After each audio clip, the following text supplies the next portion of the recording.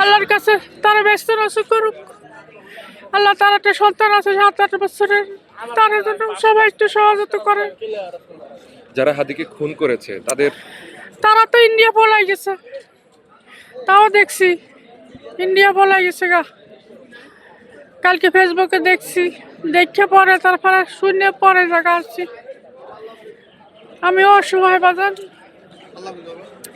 আমার একটা চোখ নাই, তারপর আমি দেখবার আইছি যে একটা চোখকে আমি দেখতে পারি, তারে দেখতে পারি আর না পারি, আমি শরীর হয়েছি এটাই অনেক কিছু। গাজীপুর থেকে আসলাম যেহেতু আমার ভাই আল্লাহ তাকে শাহাদাত বরণ করেছেন, আল্লাহ তাকে জান্নাত নসিব করুক, এটাই দোয়া করতে এসেছি। আর আমি আসছি এখানে হাদির এই সংগ্রামের প্রতি। সে মারা গেছে, আল্লাহ তাকে ব্যস্ত নসিব করে দোয়া করি। কিন্তু আমরা তার আদর্শ অনুপ্রাণিত হয়ে এখানে আসছে। আমাদের নেক্সট জেনারেশন যেন এটা ফলো করে আমাদের স্বাধীনতা ও সার্বভৌমত্ব রক্ষার জন্য তার মতো কথা বলে অকুত ভয় এরকম আরও লক্ষ হাদির জন্ম এই কামনা করার জন্য এখানে আসছে।